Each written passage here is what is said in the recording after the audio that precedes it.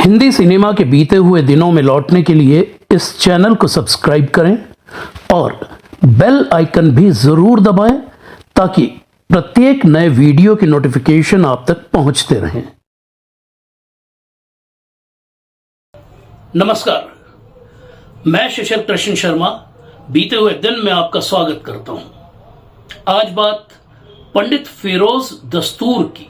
हिंदुस्तानी शास्त्रीय संगीत का एक बहुत बड़ा नाम, एक बेमिसाल क्लासिकल वोकलिस्ट और संगीत के गुरु, जिनका नाम सुनते ही आज भी बड़े बड़े संगीतज्ञों के सर श्रद्धा से झुक जाते हैं। लेकिन ये बात शायद ही किसी को पता हो कि पंडित फिरोज दस्तूर टॉकी सिनेमा के शुरुआती दौर के एक बड़े सिंगिंग स्टार थे। पंडित जी मुंबई के सबसे पुराने इलाके ग्रैंट रोड के मौलाना शौकत अली रोड स्थित दुबाश बिल्डिंग की दूसरी मंजिल पर रहते थे, जहां मुझे उनका इंटरव्यू करने का मौका मिला था। पंडित फिरोज दस्तूर का जन्म मुंबई में 30 सितंबर 1919 को एक पारसी परिवार में हुआ था। उनके पिता बेजनजी होरमस जी दस्तूर एक मशहूर बिलियर्ड्स प्लेयर थे, जो अपने वक्त में राष्ट्रीय चैंपियन भी रह चुके थे। बेजनजी दस्तूर की शास्त्रीय संगीत में गहरी दिलचस्पी थी और वो खुद भी थोड़ा बहुत गुनगुना लिया करते थे। पंडित फिरोज दस्तूर को संगीत की शुरुआती तालीम अपने पिता से मिली थी, जो साल में एक बार किसी बड़े गायक को अपने घर पर गाने के लिए आमंत्रित किया करते थे।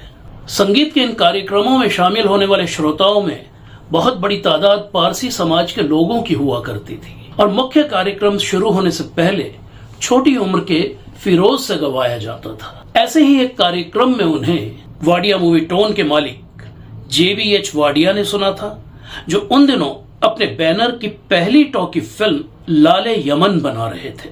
JBH वाडिया को फिरोज की आवाज बेहद पसंद आई। उन दिनों प्लेबैक शुरू नहीं हुआ था और अभिनेताओं को कैमरे के सामने खुद ही गाना पड़ता था। वाडिया ने फिरोज को फिल्म लाले यमन में एक गीत गाने को कहा। उस गीत के बोल थे, जाओ सिधारो फतह पाओ तुम पे साया रब का। फिरोज की उम्र उस वक्त करीब 15 साल थी। पंडित फिरोज दस्तूर के कॉन्फिडेंस, उनके गायन और उनकी स्क्रीन प्रेजेंस ने JBH वाडिया को बेहद प्रभावित किया और उन्होंने फिरोज को फिल्म में न सिर्फ एक अहम भूमिका दी, बल्कि उनसे 5 और गीत भी गवाए। पंडित फिरोज दस्तूर कहते थे, मैं बिना किसी योजना के अभिनेता भी बन गया। साल 1934 में वाडिया मूवी टोन के बैनर में बनी बागे मिसर, काला गुलाब और ब्लैक रोज और वामन अवतार में मास्टर फिरोज ने अभिनय किया और कई गीत भी गाए। इनमें बागे मिसर के गीत दिल का रंज सोहे नहीं और ए दो जहान वाले फरियाद सुन हमारी और वामन अवतार का सारा जगत माया बंधन में कैद उस जमाने में बेहद लोकप्रिय हुए थे। फिल्म काला गुलाब की हीरोइन थी शरीफा, यानी हुस्न बानो की मां और नाजिमा की दादी। संगीतकार जयदेव ने भी काला गुलाब और वामन अवतार समेत वाडिया मूवी टोन की उस दौर की कई फिल्मों में अभिनय किया था। वाडिया की पहली टॉकी लाले यमन की साल 1935 में बनी सीक्वल नूरे यमन में एक बार फिर से फिरोज दस्तूर ने काम किया, लेकिन उसके बाद वो वाडिया मूवी टोन को छोड़कर ईस्टर्न आर्ट्स कंपनी में चले गए।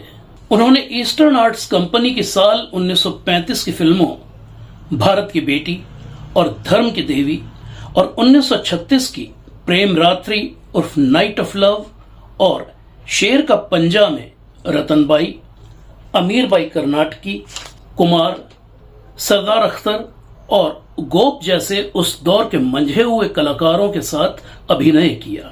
साथ ही उस्ताद झंडे खां और अनिल बिस्वास जैसे दिग्गज संगीतकारों के निर्देशन में 10 गीत भी गाए। फिल्म धर्म की देवी बतौर इंडिपेंडेंट कंपोजर अनिल बिस्वास के करियर की पहली फिल्म थी।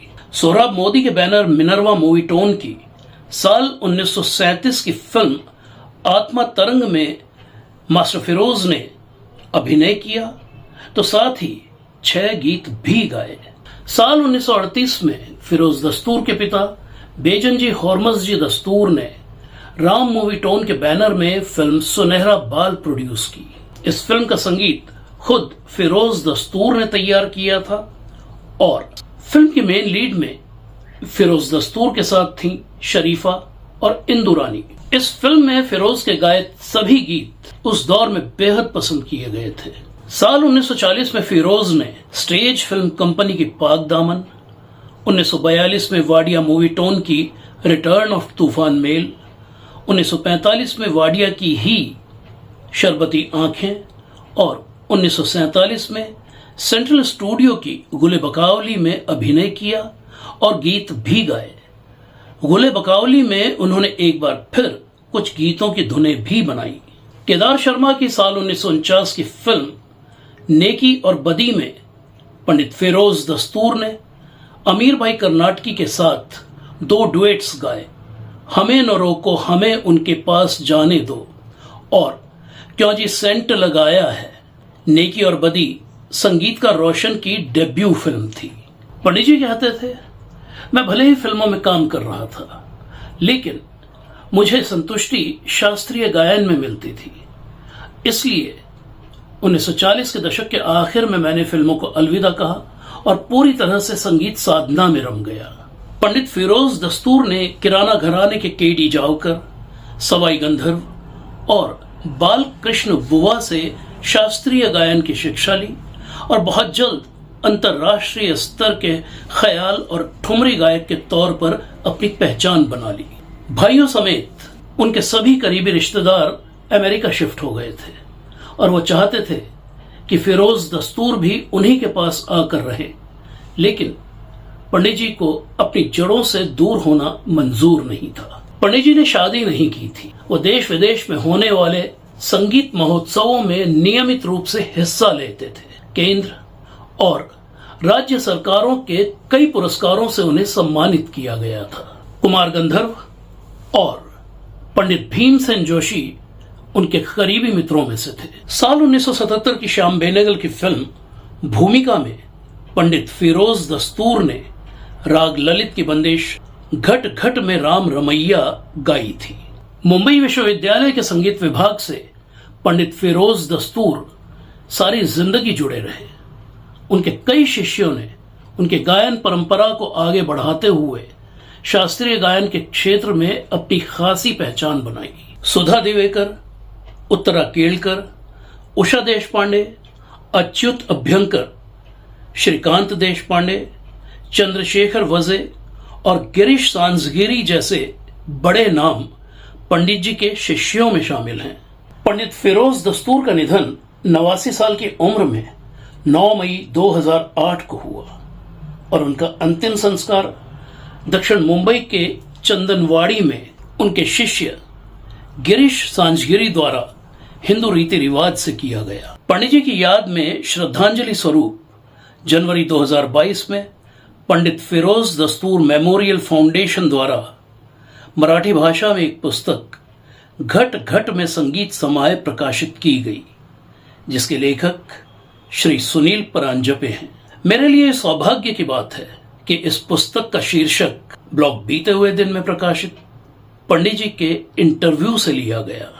इस वीडियो में इस्तेमाल की गई कई दुर्लभ तस्वीरें पुस्तक घट घट में संगीत समाए से ली गई हैं और इस योगदान के लिए हम श्री गिरीश संझगिरी और श्री सुनील परांजपे के आभारी हैं।